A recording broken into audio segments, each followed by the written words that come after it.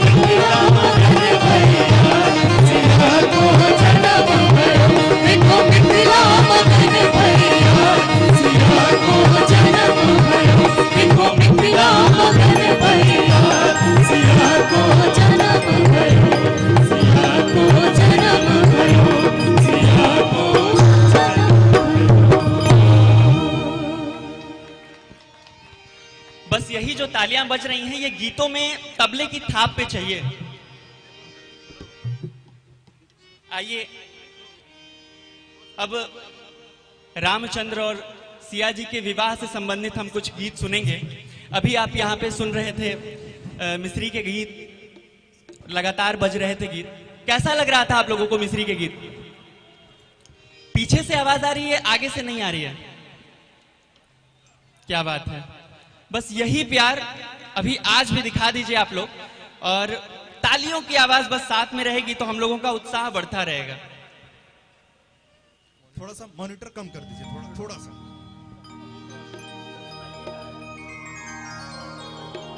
Vocals कम आ रहे हैं, थोड़ा सा मॉनिटर में वोकल्स कम आ रहे हैं। तबले का बेस भी कम है उसमें, थोड़ा सा बढ़ा दीजिए, तबले को बढ़ा करिए।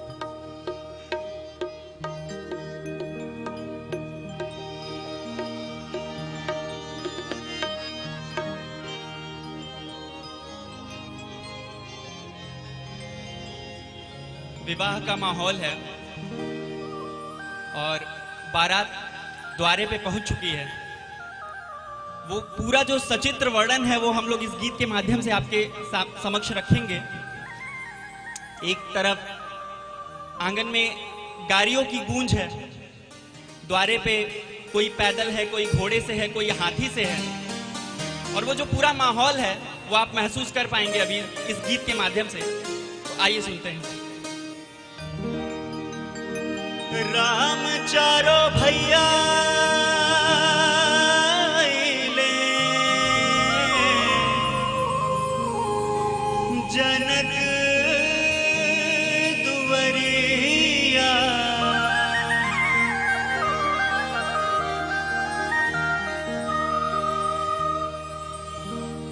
घोड़वा चढ़ाला ले, घोड़वा चढ़ाला ले,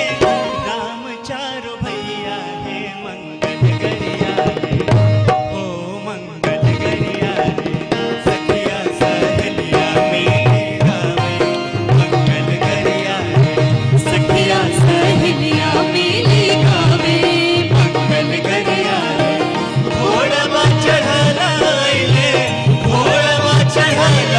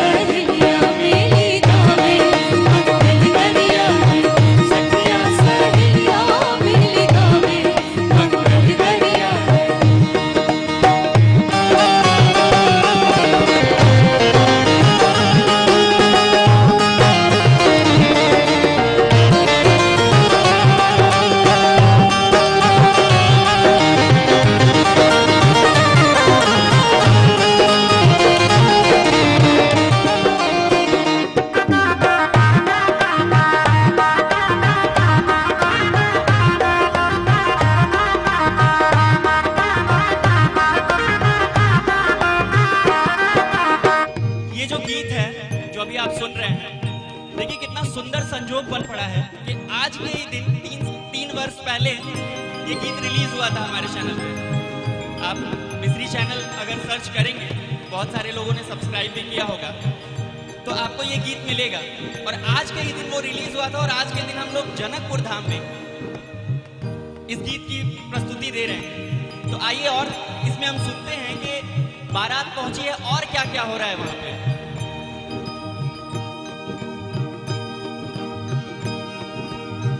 नाच और गान होके बाजे बजनवा, नाच और गान होके, नाच और गान होके बाजे बजनवा, नैना के लबकत कर दर्शनवा, कर दर्शनवा। चहल पहल आजो, चहल पहल आजो, जनक गरिया है, मंगल गरिया है, ओ मंगल गरिया है। सखिया सहेलिया मिली गावे, मंगल गरिया है, सखिया सहेलिया मिली गावे, मंगल गरिया है। घोड़वा चढ़ल आइले, घोड़वा चढ़ल आइले, राम चारो भैया है, मंगल गरिया है, ओ मंगल गरिया है। सखिया सहेलिया मिली गावे, मंगल गरिया है, सखिया सहेलिया मिली गावे, मंगल गरिया है, सखिया सहेलिया मिली गावे, मंगल गरिया है, सखिया सहेलिया मिली गावे, मंगल गरिया है, सखिया सहेलिया मिली गावे, मंगल गरिया है।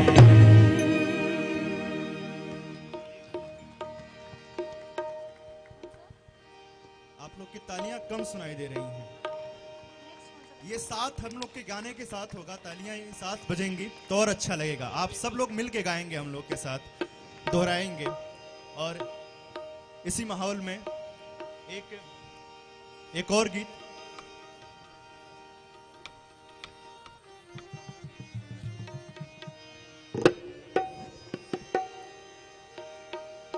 जब सीता मैया प्रभु श्री राम को देखती हैं तो वो क्या मंजर होता है कि सिद्ध बुद्ध सब खो जाती हैं। हमारे सरकार ऐसे ही हैं, प्रभु श्री राम जी सरकार, जिनको देखने पर सारी सुध बुद्ध एक बार में खो जाती है। और वैसा ही मंजर, वैसा ही भाव जब सीता माता ने प्रभु श्री राम को देखा होगा, उसी कुछ वानगी इस अगले गीत में है।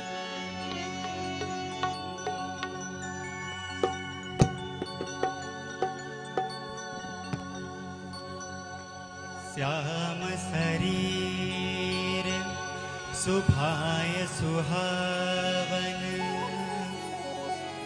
शोभा कोटि मनोज लजावन, जावक जुत पद कमल सुहाए, मुनि मन मधुप रहत जिन्ह छाए।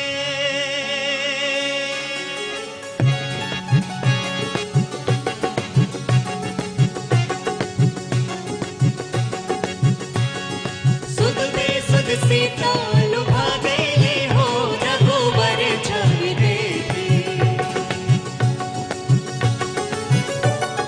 सुध बेसुध सीता लुभा गईली हो, रघुवर छवि देखी। सुध बेसुध सीता लुभा गईली हो, रघुवर छवि देखी। सुध बेसुध सीता लुभा गईली हो, रघुवर छवि देखी। प्रीत मगन प्रभु के पा गईली हो, रघुवर छवि देखी। प्रीत मगन प्रभु के पा गईली हो, रघुवर छवि देखी। सुध बेसुध सीता लुभा गईली हो, रघुवर छवि देखी। सुध बेसुध सीता लुभा गईली हो, रघुवर छवि देखी।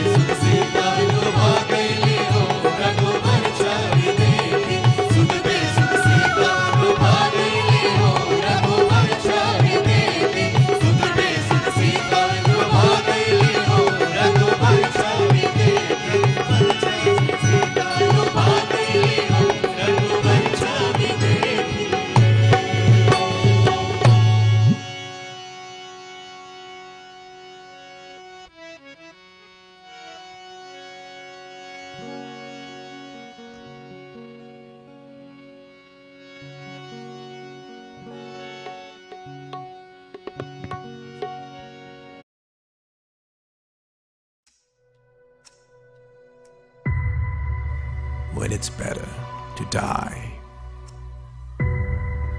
than to be a coward. It's the heart of Gurkha, the bravest of the brave.